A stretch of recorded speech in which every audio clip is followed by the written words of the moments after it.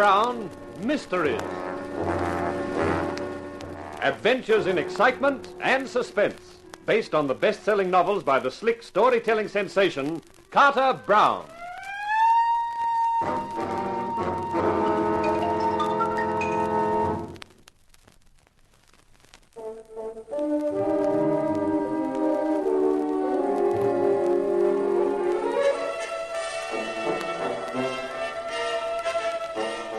It was a great idea of mine to do an impromptu show devoted to the death of Hannah Vogue for the next TV presentation of There's No Future in Murder. But there'd be no future in TV for me if I didn't reveal the murderer on that show. Because to a million viewers, I wasn't Rockstone the actor. I was Inspector Rockstone, the infallible cop, who'd been put on the spot by a real-life cop, Inspector Jakes of Homicide. What are you doing here, Stone? I'm a busy man. Oh, I know that, Inspector. But I thought since you gave that tale to the papers about me solving the murder, you might tell me how things were going. Yeah, I see nobody could have taken that bit seriously about you having a hot lead. Why not? You're still alive. So's the murderer, unless you've arrested him. It's only a matter of time. Did you find out how the corpse got into Lacey's window? Window was set up the night before. The window dressers left at 9 p.m., so whoever substituted the corpse for the dummy must have done it after that. 2 night watchmen claim they heard nothing. But one of the metal blinds closing off the loading dock at the back of the building shows signs of having been forced. I see. What did you find out about Hannah Vogue? She was an actress, and she'd been in this town about 6 months. She hadn't had any work since she got here. I don't know how she kept that apartment. No hot lead, huh? No. Why, do you know something? Me, Inspector? I'm just a TV cop. How could I know anything? Hey, and speaking of TV, how about being in the studio for our next show? Me? Why? Well, we're doing the murder on the next program, and we'd like you to be there. Hey, what's behind this? What are you up to, Stone? Oh, nothing, Inspector. Just trying to carry out the promise you made to the newspapers in my name. Stone, if you know anything, it's your duty to inform the police. Oh, I shall, Inspector. But I don't want to make you look a liar to the general public. What? Well, you told the press boys that I would solve the murder, and that's what I'm trying to do. So long, Inspector. See you in the studio.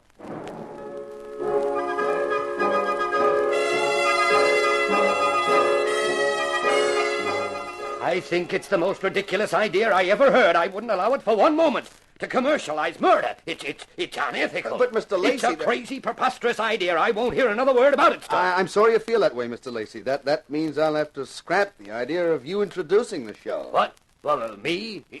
Introduce it? Well, that's what I had in mind. I naturally figured that you as our sponsor would open the program. You wanted me to appear on the show? Sure. With a statement to our audience about how you stood foursquare for justice and how this program would bring a murderer to justice. Oh, no. Wait a minute. I hadn't thought of it quite like that before. That puts a different complexion on the matter. Oh, does it, Mr. Lacey? Of course. Now, this whole thing will have to be properly organized. We can't afford any slip-ups. That's right, sir. All right, get on to it, Stone. Of course, Mr. Lacey. Just one other thing. Yeah? We'd like your manager, Mr. Sheep, to come along, too. All right, I'll send him a memo about it. Why, thank you. You know, there's one thing that's had me wondering about Mr. Sheep. What's that? If he can't sleep at night, what does he count? People?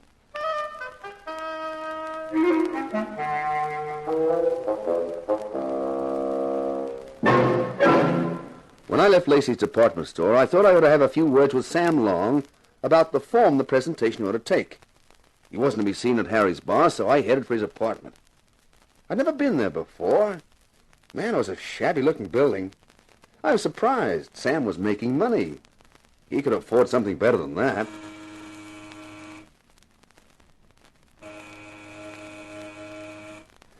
There was no answer when I pressed the buzzer, but a door opposite opened, and a woman stuck her head out. You looking for Mr. Long? Yeah, that's right. Well, he isn't in. Yeah, that probably explains why he doesn't open the door. Say, aren't you Inspector Rockstone? That's right. Gee, I always watch your program. That is, when the old man isn't working early shift. He gets home around 4 in the afternoon then, and we watch another channel. Why? He can't stand the sight of you. He says if you're a cop, he's a ballet dancer. And he's not, I take it. He works on the garbage collection. Have you any idea where Mr. Long would be? Try Harry's bar. I have. He's there most times. Drinks too much. He's changed since he first come here. He was different then. Younger, perhaps. Happier, too. They both were happy. Did you say they? Sure. Him and his wife. Wife? Hey, I never knew he was married. Oh, lovely little thing she was. An actress. But then they started in quarreling. Quarreled something terrible before she left him. Guess that's why he drinks so much. You say she was an actress? Uh-huh. Used to go mad at him, yelling it was his fault she couldn't get a job because he wouldn't help her. You don't know the name that she used professionally? No, never heard of it. But pretty as a picture she was, with her red hair and everything. Red hair? Flaming red. Lovely hair. The way mine used to be before it started falling out. I can imagine. Every time I saw her, I used to say to myself, Holy Hannah, if only my hair... Hey, that was her name, Hannah.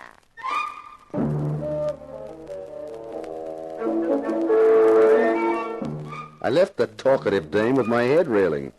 Not only from her gabbling, but from the unexpected, astonishing information I'd stumbled on. Sam Long, married, and to a beautiful redhead actress named Hannah. And it was a beautiful redhead actress named Hannah who'd been found dead in Lacey's window. It looked as though Sam and I should have a long, confidential chat. But I ran into a complication with curves. A special set of curves called Lower Shore. Oh, there you are, Mr. Stone. Where else should I be, Miss Shore? This is the door to my apartment. I was about to open it and walk in. Not yet. We've got to go somewhere else first. The implication is that we can come back here afterwards? Why, Mr. Stone, we hardly know each other. A couple of hours of some low lights and lingering music could fix that. I'll think about it. But now we'd better be on our way. Well, where are we going? You'll see when we get there. Hey, why all the mystery? Because it's important to me that whoever murdered Hannah Vogue is found. And it's important to you, too, isn't it? Well, sure. But the trouble is that all I've got so far is a lot of questions with no answers. Come with me and I guarantee you one of the answers. Maybe the most significant one.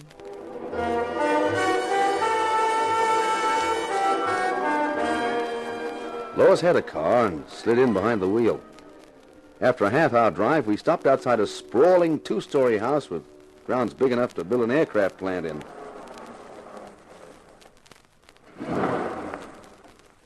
You know who lives here? Nobody in my income bracket. The name is Tony Seguera. Should I know him?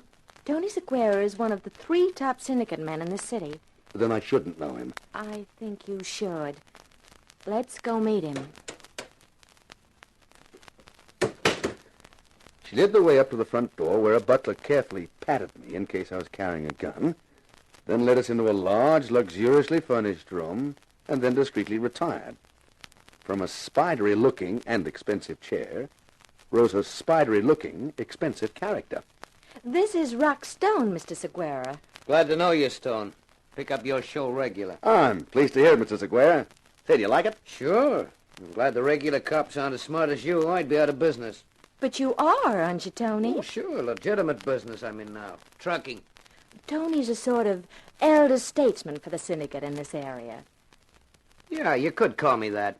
He's got some interesting information for you. Glad to hear anything that might help me. Now, this will, but you got to understand a few things first. Huh? Now, this dame getting herself knocked off in a store window, that's bad for the syndicate. Gets too much publicity. People start talking, say what's doing in their city. Next thing you know, there's a reform party starts up, and we got to buy to keep things as they are. It costs too much dough. Yeah, I can see that. So we got no interest in this thing. It don't concern us until it gets publicity, and then it does. I see. Now, you're going to do a real-life show next Tuesday. That's right. You find the guy who did it on your show, and everybody gets happy, says, what a fine city we got, huh? Makes sense? From your side of the fence, yeah. So we're in your corner on this one. Yeah, that's fine. Now, here's the facts. This Vogue dame is Aldous Lacey's dame, right? Right. She gets herself murdered. Why? Maybe because she found out something that Lacey don't want anybody else to know. Could be. Something like he's been spending more dough than he should have over the last couple of years, maybe. And he wants a quick investment with a large profit to get it back. So he puts $100,000 into the rackets when the syndicate can use the dough, and he collects 20% over 12 months. With due respect to Tony, you could say this was right from the horse's mouth. Now, the syndicate did the right thing by Lacey. We paid him his 20% a month ago and gave him back his $100,000. We're clean. But we don't want to get mixed up in this thing. The way we see it, the dame found out about it some way. Maybe she blackmailed Lacey, or maybe she threatened to talk to the cops. But that's why she was killed. We're sure of that. Thanks, Mr. Seguera. Thanks a lot. Oh, any time. Now, I just done you a favor. How about you do me one? Well, what is it? Well, you mention this in your show, that's okay with us. But just change it around a little. Not very much. Don't say he invested the dough in the rackets. Just say he invested in the syndicate through me. I'm okay. I'm clean. I've paid taxes on the dough I made on his dough. And make the point that Lacey got his dough back. We don't want people we do business with to doubt our honesty. Sure, Mr. Seguera, I'll do that. Fine. I look forward to seeing your show. I'm a real fan for your show. It's my second favorite TV show. Which is first? Hopalong Cassidy. He's a real nice guy. And so's his horse. And he keeps the kids on the straight and narrow.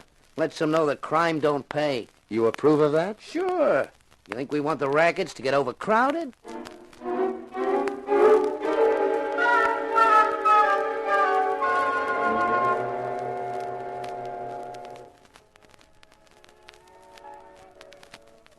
I just don't get it.